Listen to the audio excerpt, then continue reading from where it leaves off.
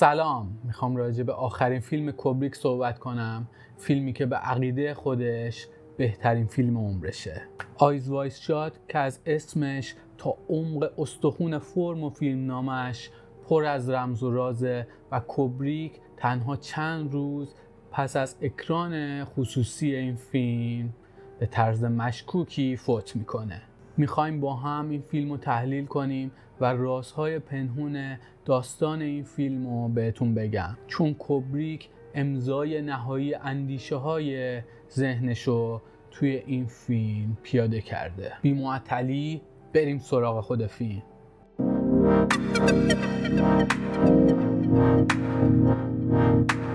کوبریک بعد از فیلم فول متال جکت رفت سراغ 2 پروژه دیگه که جفتش نافرجام بود. اولیش فیلم AI بود که سر کمالگرایی فوق‌العاده کوبریک و اینکه جلوه‌های ویژه این فیلمو نمیپسندید ساختش رو به تعویق انداخت که البته بعداً اسپیلبرگ هم تکمیلش کرد. دومین پروژه‌ای که کنسل شد فیلم مدارک آریایی بود که این فیلم هم سر اینکه خیلی فیلمنامه‌ای نزدیک به شیندلر لیست اسپیلبرگ داشت کنسل شد و کوبریک رفت سراغ فیلمی که فیلمبرداریش حدود 400 خورده روز طول کشید. نیکول کیدمن و تام کروز 2 از اون تاپ ترین هنرپیشه‌های اسمی اون موقع رو داشت و حدود 60 میلیون دلار هزینه برداشت تا تکمیل بشه. نسبتاً برای فیلمی که تام کروز و نیکول کیدمن رو داره و توی نیویورک و انگلیس فیلم برداری شده هزینه زیادی نیست. داستان آیز وایت شات تکه‌ای از مسیر زناشویی یه زوجه که از طبقه بورژوا هستن. تو این مسیر اتفاقایی برای این زوج میفته که نقابو از صورت همدیگه میندازه و این دو به درک عمیق‌تری از همدیگه و رابطه‌شون میرسن. کوبریک فیلمو در شرایطی شروع میکنه که جذابیت جنسی و فنسی بودن محیط بیشتر از هر چیز تو چشم میاد. فضاسازی ابتدای فیلم با والس شماره 2 دیمیتری شوستاکوویچ همون اول به ما خبر میده قراره با فیلمی روبرو بشیم که میخکوبمون میکنه. ظاهراً همه چی خوب و مرتبه، یه زوج زیبا که دارن زندگیشون رو میکنن، ولی قراره همه چی خیلی عجیب و غریب پیش بره. میخوام قبل از ورود به محتوای چند لایه این فیلم یک کم در مورد عناصر بصری و فرمال فیلم‌های کوبریک باهاتون صحبت کنم و بگم اینها چه رویکردی روی مخاطب و ناخودآگاهش دارن. میدونی که کوبریک یه کارگردان مؤلفه. از خصوصیت کارگردانای مؤلف اینه که رد پا و امضای خودشونو پای تمام فیلماشون میذارن و با جمع‌بندی فیلماشون میشه به یه جهان فکری کارگردان دست یافت. توی این فیلم هم این عناصر تکرار میشن و معنادار هستن. مثلا کمپوزیسیون های صحنه‌ای که دوار چیده شدن و یا تصاویری که امتدادشون به سمت بی‌نهایت سیر میکنن و گاهی حتی نگاه های خیره‌ای که شخصیت های فیلم دارن. این عناصر هر کدوم میتونن به شکل متافیزیکی و از لحاظ فلسفی تحلیل و بررسی بشن و اگه برای دونستن این اطلاعات کنجکاوین کتاب جهان فلسفی استنلی کوبریک نوشته جی آبرامز رو بهتون معرفی میکنم. کتاب بسیار خوب و عمیقیه. المان دوم بصری که کوبریک مثل موم توی مشتش داره کارکرد رنگ‌ها در فرم هنریشه. کوبریک توی این فیلم هم رنگ قرمز و نمادی از وسوسه و شهوت و غریزه و ایگو انسان میدونه و میبینیم که هر جا دکتر بیل به این موارد توی زندگیش بها داده این رنگا هم وجود دارن. حالا طول فیلم میخوایم سکانس به سکانس تحلیل کنیم بهتون میگم. خیلی این رنگ مشهوده. با اون ژاپنی‌ها وقتی توی اتاقه بازم رنگ اون اتاق قرمزه، در خونه دومینو قرمزه و موارد دیگه که بهتون میگم. رنگ دوم که میخوام در موردش صحبت کنم رنگ آبیه که این رنگم کارکرد نشانه شناسی داره. ما میبینیم که دکتر بیل تو مسیر داستان هر موقع که به همسرش آلیس فکر میکنه این رنگ حضور بیشتری پیدا میکنه و میبینیم که دخترهایی که طول فیلم باهاشون ملاقات میکنه دکتر رو یاد آلیس میندازن. در انتهای فیلمم اتاقی که آلیس در اون هستش و بیل واردش میشه کاملا آبیه و وقتی نقاب ها میفته میبینیم که رنگ بنفش که ترکیبی از رنگ قرمز و آبیه رنگ ملافه هاییه که این زوج روش نشستن. اما برسیم به درون مایه‌ای که این فیلم با فرم بسیار زیباش به ما منتقل میکنه. میشه گفت این فیلم یه سفر اودیسه‌وار به دل یه رابطه مشترکه. این که ما چه شناختی از طرف مقابلمون داریم و تا چه اندازه میتونیم اون وجه‌های منفی و دارک سایدش رو ببینیم و اونها رو بفهمیم و درک کنیم. فیلم در مورد نقش و اهمیت انتخابات ما تو مسیر زندگی، ماهیت انسان‌ها و اون غرایزیه که حتی در یه سطح بزرگتر از رابطه هم میتونه خودشو تو اجتماع نشون بده. درسته که قاب‌بندی و میزانسن‌های کوبریک خودش به اندازه کافی دلیل هست که بریم سمت فیلماش، محتوای عمیقی هم که منتقل میکنه بماند. اما چیزی که بیشتر از همه باعث جذابیت و جنبه سرگرمی این فیلم شده داستانیه که پر از رمز و رازه. اینکه نفرات مهمونی اول چه ربطی به مهمونی دوم دارن، منظور از جایی که رنگین کمون تموم میشه چی هست، اون نقاب آخر فیلم چجوری به دست آلیس رسید، خیلی از سوالات دیگه که بریم توی متن خود فیلم ببینیم چه جوابایی براشون میتونیم پیدا کنیم. پس انرژیتون نیفته چون هنوز خیلی چیزاست که راجع به این فیلم بهتون نگفتم. اول از اسم فیلم بگم که چند معنیه. چشمایی که هم واید باشه و هم شات با هم دیگه پارادوکس داره. این دو پهلو بودن خودشو تو درون فیلم، خود پوستر فیلم و محتوای داستان نشون میده. جدای از اون آیز واید شات یه اصطلاحی هم هستش که بین فراماسونا به کار میره.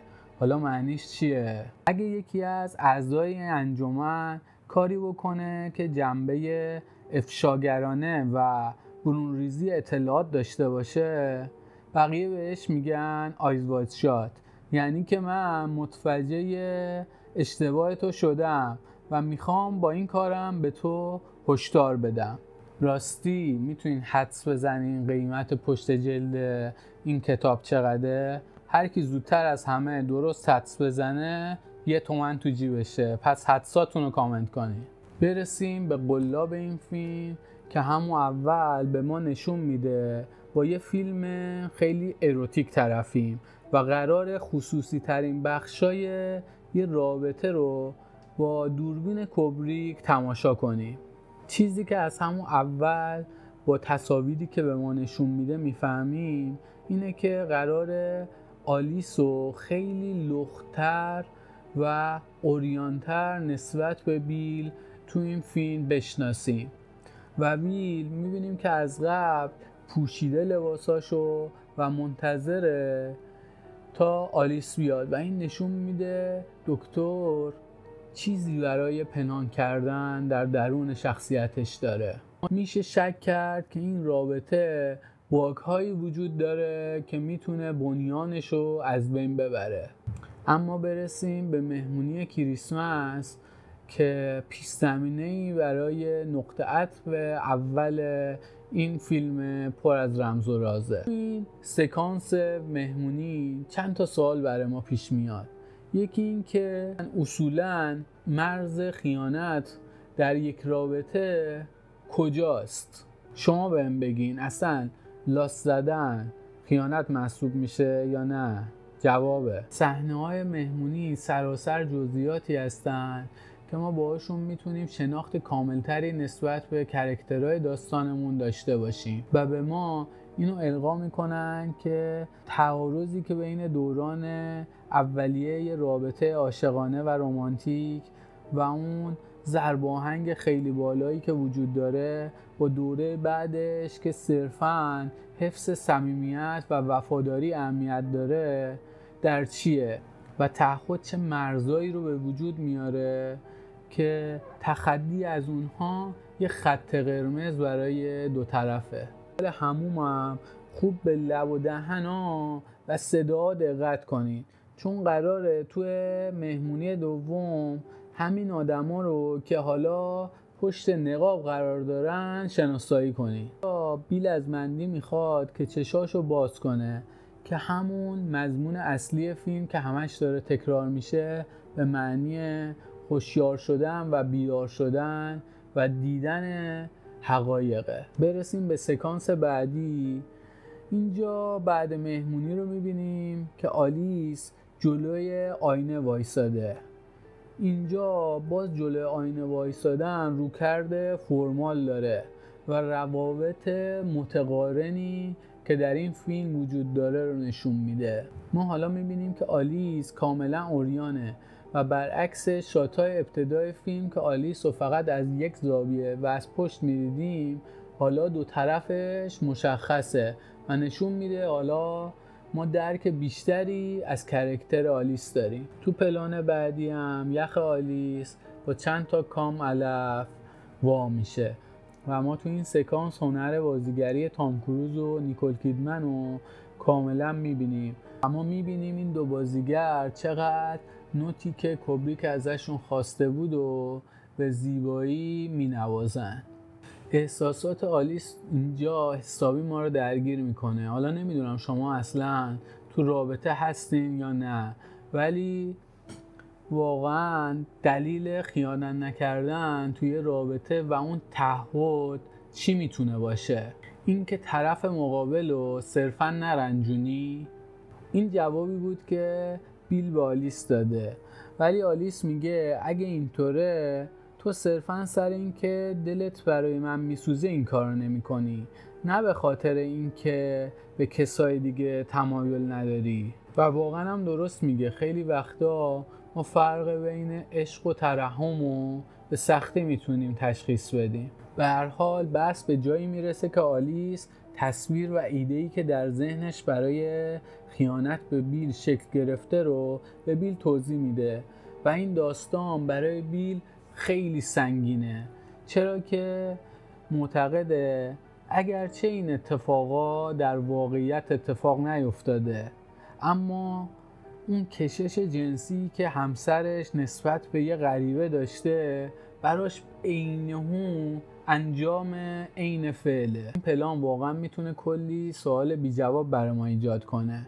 مثلا چقدر جاذبه‌های اروتیک در اختیار خود ما آدم هاست؟ آیا میشه میل و هوس خیلی عجیب غریبی رو تجربه کنیم که نگفتن کار راحتی یا اصلا ممکن نباشه؟ و از اینجا ذهن بیل دچار یه شکاف میشه که عشق یه فرد به همسرش چطور مانع وجود تمایل به یه شخص دیگه ای نمیتونه باشه و حالا این دیدگاه رو مساوی خیانت تلقی کرده و میخواد تو واقعیت جبرانش کنه. سر همینم یه سفر اودیسه‌وار در دل شهر شروع میکنه. اینجا بیل تخیلات همسرش رو تو ذهنش تصور میکنه و رنگ فیلم برعکس تمام سکانسایی که تا الان داشتیم که رنگا کاملا روشن بودن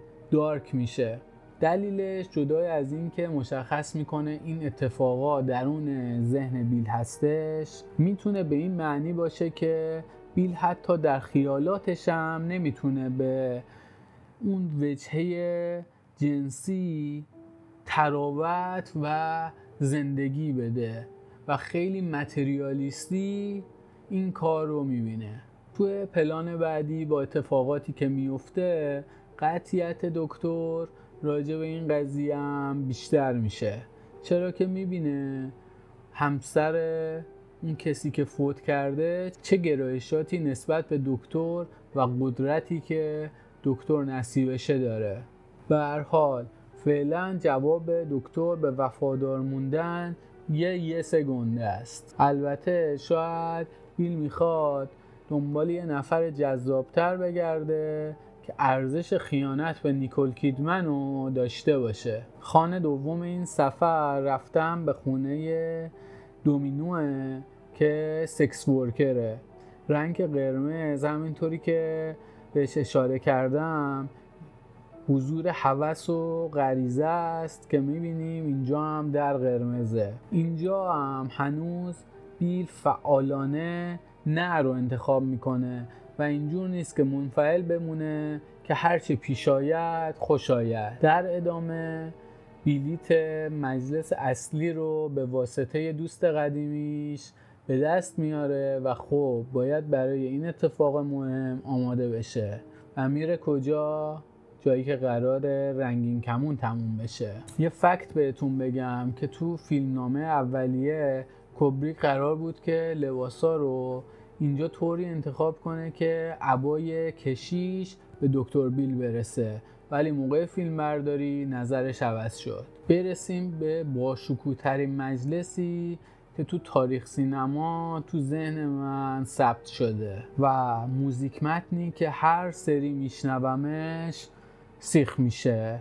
منظورم موهای تنمه و من هر چند بار این سکانس رو ببینم بازم ازش سیر نمیشم. کوبریک همیشه یه کدایی رو تو فیلماش گذاشته، چه تو شاینینگ چه تو فیلمای دیگهش، و میخوام تمام این کدا رو توی یه دونه ویدیو جمع بکنم و بهتون بگم.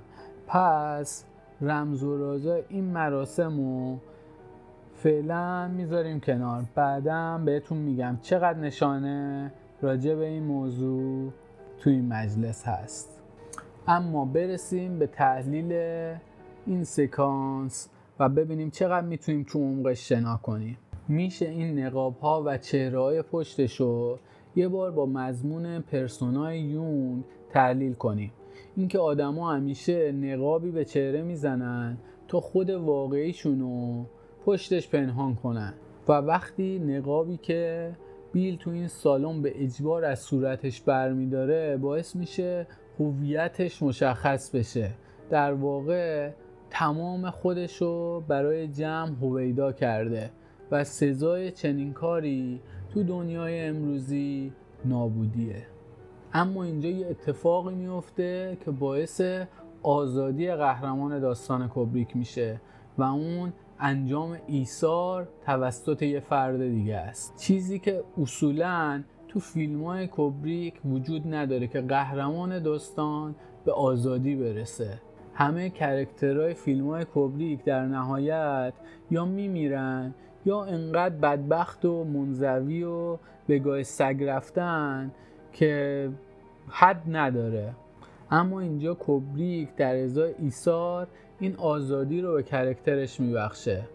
بیل بالاخره از این مهلکه عبور کرد، ولی خیلی طول میکشه تا اتفاقات شب گذشته رو بتونه هضم بکنه. این وسط دونستن رویای آلیس هم اضافه میشه که دقیقا مثل زنای مهمونی دیشب انگار با مردای خیلی زیادی بوده و حسابی آتیش دکتر رو داغ میکنه و میفته دنبال این که ته داستان رو در بیاره. دکتر تو مسیر داستان به اطلاعاتی هم میرسه و براش این پرسش پیش میاد آیا آماندا همون مندیه که تو مهمونی اول نجاتش داده بود؟ آیا اون همون زنیه که تو مهمونی دوم براش ایثار کرد؟ اینجا باز لخت بودن آماندا که نشان از هویدا شدن اون هویتش داره، نشان از اینه که وقتی هویت آدما مشخص بشه به نابودی میرن. در ادامه دکتر میفهمه که ویکتور هم تو مهمونی دوم بوده و خیلی بیشتر از خود دکتر اطلاعات داره. اینجا باز یه نماد نشانه شناسی دیگه داریم که بازی کردنه. تو فیلم‌های کوبریک کلاً بازی کردن یه چیزیه که تکرار شونده است. اصلا ما توی مثلا دکتر استرنجلاو داریم یا شاینینگ، تو همشون بازی کردن خیلی اهمیت مهمی داره و رویکرد نشانه شناسی داره. تو این سکانس یه بحث خیلی خوب فلسفی هم میشه که اشاره بهش خالی از لطف نیست و میگه من انسان که ذاتاً امکان انجام شر رو دارم، چرا باید از طرف کسی که این امکان رو به من داده مورد مجازات قرار بگیرم؟ ویکتور طبق این منطق اعتقاد داره که نیک دوست دکتر که امکان حضور دکتر رو تو مهمونی دوم داده گناهکاره و باید مجازات بشه، اما خود دکتر بیل نظر متفاوتی داره. بیل اینجا معتقده که خود انسان مسئول تمام کارها و انتخاباییه که میکنه و اگه قرار کسی مجازات بشه خود دکتره. به هر حال سوتیای بیل کم نبوده. آخه کی با تاکسی عماد قوی قلب پا میشه میره مهمونی فراماسونی؟ دوما رسید اجاره کاستومو گذاشتی توی کتت، بعد کتو دادی به اون نفرات. سوما که یه دستی خوردی باوش جون. اصلاً رمز دومی در کار نبوده. اما برسیم به سکانس نهایی از دستخط آخر استنلی کوبریک، این که چطور میتونیم با چشمای بازبسته بیدار بمونیم. میدونم این ویدیو خیلی طولانی شده ولی واقعا لایه های فیلم کوبریک خیلی زیاده و اگه بهش اشاره نکنم حیف میشه. سکانس پایانی رو خیلی سریع یه توضیحاتی راجع بهش بدم. اینجا رابطه بیل و آلیس دوباره شکوفه زده و ما تو سکانس آخر از کوبریک چی میشنویم؟ فاک. بله اینطوری است. این هم یه خداحافظیه در شأن کوبریک با مخاطباش. این فیلم یه شاهکاریه که حتی بین فیلم‌های شاهکارم از یه جایگاه به خصوصی برخورداره، چون صرفاً یه داستان جذاب یا یه فرم هنری فوق‌العاده نیست، بلکه داره به روح انسان و پرسونالیتیش میپردازه و جنس رابطه و ارتباطات انسانو در یه سطح خیلی عمیقی بررسی میکنه. فیلم انقدر روانشناختیه که میتونه اصلا دلایل کافی به یه شخص بده تا به طلاق فکر کنه و اونقدر موضوعات عمیق متافیزیکی داره که میتونه چندین جلسه چندین نفر رو دور هم جمع کنه که راجع به محتواش صحبت کنن و داستانش انقدر رمز و راز داره که رافعی پور کلی میتونه تو یوتیوب راجع بهش محتوا تولید کنه. امیدوارم تونسته باشم به لایه‌های از این فیلم نفوذ کنم و اونا رو با شما به اشتراک بذارم. ممنونم که این ویدیو رو انتخاب کردین و ازتون میخوام نظراتتون رو راجع به این فیلم با من در اشتراک بذارین و بهم بگین راجع به این فیلم چه برداشتی دارید. کانال خودتونم از دست ندین و ساب و زنگوله فراموش نشه. تا ویدیوهای بعدی اگه چشات بازه ولی چیزی نمیبینی، شاید باید یه بار دیگه چشاتو ببندی و دوباره باز کنی. بدرود.